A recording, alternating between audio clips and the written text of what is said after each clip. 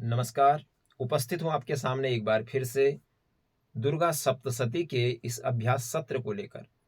आज हम कीलक स्तोत्र के 8वें श्लोक से आगे को अभ्यास करना आरंभ करेंगे। तो आइए शुरू करते हैं। देखिए 8वें श्लोक से हम आरंभ करने जा रहे हैं आज। ददाति प्रतिगृह्णाति नान्यथैषा प्रसीदति।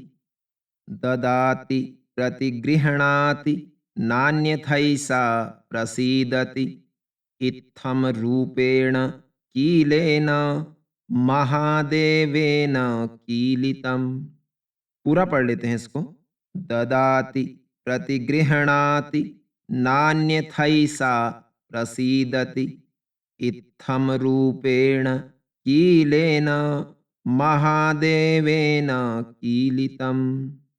पूरा इसे लयबद्ध करके पढ़ेंगे। एक बात का आप ध्यान रखिए, इसमें मैं कुछ शब्दों को सर्किल करूंगा, गोला बनाऊंगा उसमें, तो वो कठिन शब्द हैं। उनका बाद में जब वीडियो पूरी हो जाएगी, आज का अभ्यास पूरा हो जाएगा, उसके बाद में उसका संधि विच्छेद करके हम उसका सरलीकरण करेंगे कि किस तरह से उसका हम अर्थ निकाल सकते हैं। तो संधि विच्छेद की विधि से बताएंगे।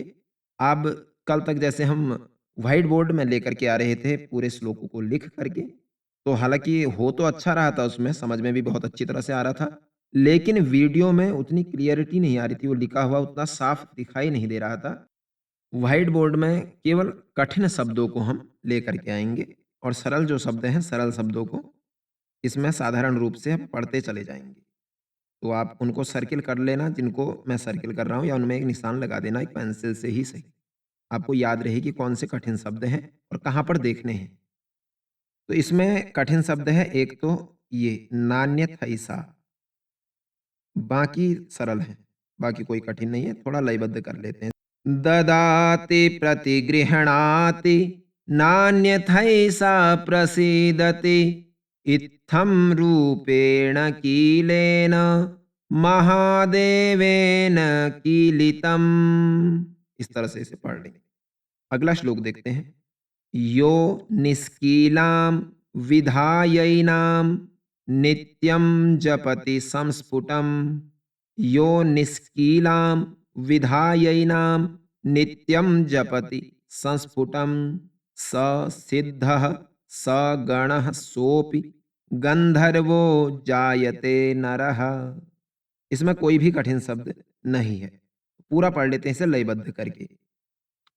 यो निष्कीलां विधायैनां नित्यं जपति संस्फुटं। स सिद्धः स गणः सोऽपि गंधर्वो जायते नरः। इस तरह से आप पढ़ें। अगले श्लोक को देखते हैं। ये थोड़ा कठिन श्लोक है, इसमें 3-4 शब्द बनेंगे। न चैवाप्य ततस्तस्य भयं क्वापीह जायते। न चैवाप्य ततस्तस्य भयं क्वापीह जायते। नाप मृत्युवशं याति मृतो मोक्षमवाप्नुयात्। नाप मृत्युवशं याति मृतो मोक्षमवाप्नुयात्। कठिन शब्द देखें। एक तो है चैवाप्य ततस्तस्य, दूसरा है नाप मृत्युवशम यात, तीसरा है मोक्षम अवाप्नुयात। ये 3 कठिन शब्द हैं। इनका हम संधि विच्छेद करके बाद में बताएंगे। अभी आप इसका लयबद्ध उच्चारण देखिए। न चैवाप्य ततस्तस्य भयं क्वापीह जायते। नापमृत्युवशं याति मृतो मोक्षमवाप्नुयात्। इस तरह से इसे आप पढ़ेंगे। अगले श्लोक को देखते हैं। श्लोक नंबर 11। ज्ञात्वा प्रारभ्य कुर्वीत न कुर्वाणो विनश्यति। ततो ज्ञात्वैव संपन्न मिदं प्रारभ्यते बुधहि। कठिन शब्द इसमें कोई भी नहीं है। थोड़ा सा कठिन देखा तो थोड़ा सा कठिन ये हो सकता है, इसका भी हम संधि विच्छेद करें। लेकिन अभी इसको पूरा देखते हैं लयबद्ध करके।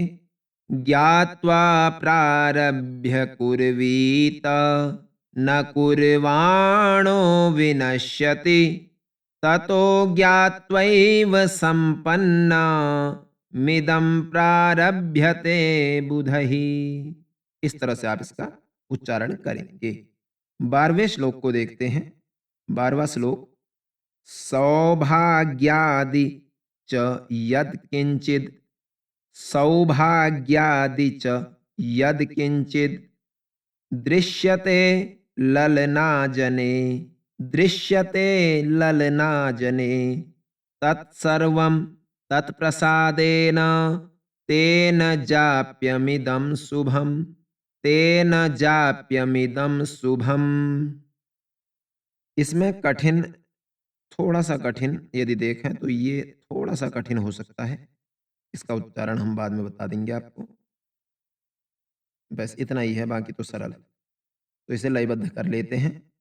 सौभाग्यादि च यत्किंचित् दृश्यते ललनाजने तत्सर्वं तत्प्रसादेन तेन जाप्यमिदं शुभम।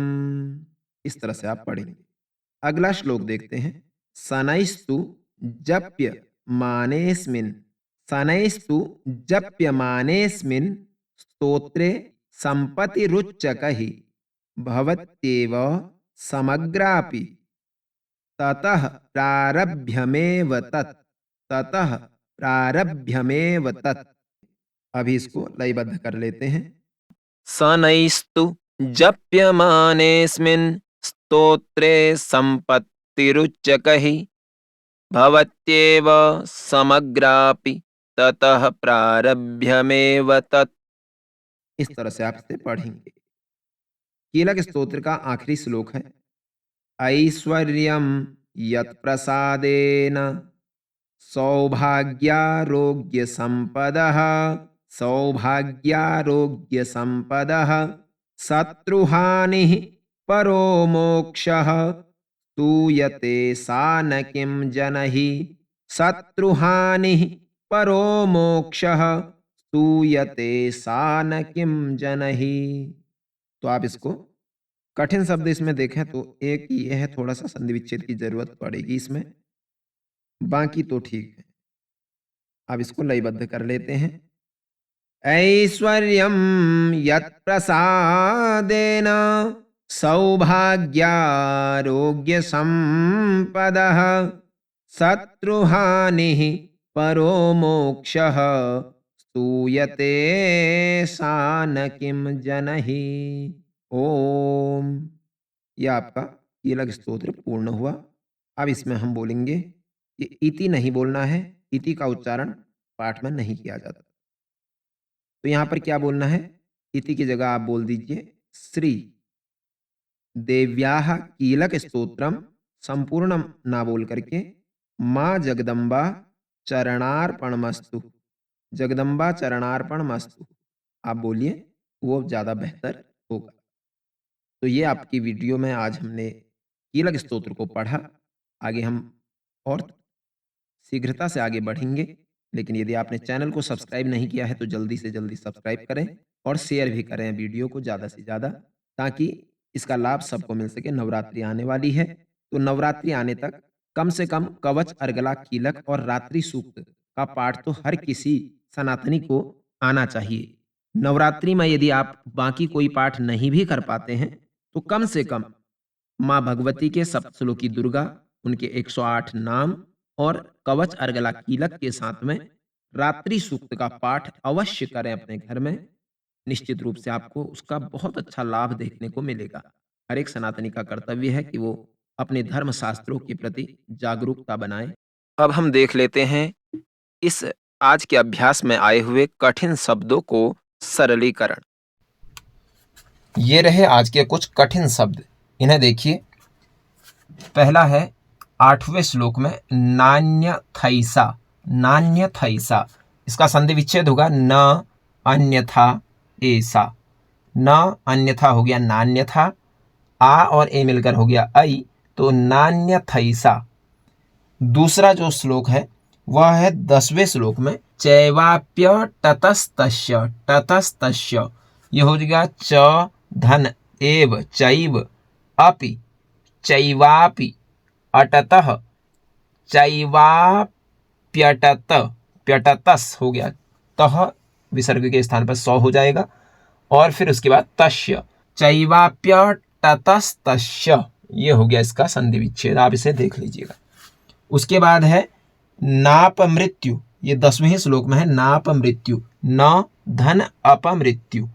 उसके बाद है मोक्षम अवाप्नुयात, ये भी 10वें श्लोक में है मोक्ष मवाप्नुयात, मोक्षम धन अवाप्नुयात।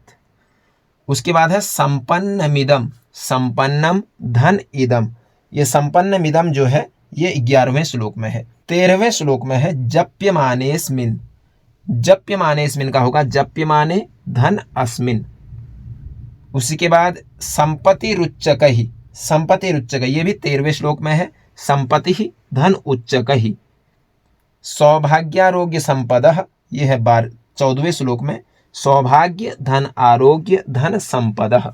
तो ये कुछ कठिन शब्द थे जो कीलक स्तोत्र में 8वें श्लोक से लेकर के पूरे 14वें श्लोक तक आए हैं, तो उनका आपने वर्णन सुना। अब हम मिलेंगे अगली वीडियो में, तब तक के लिए जय माता दी।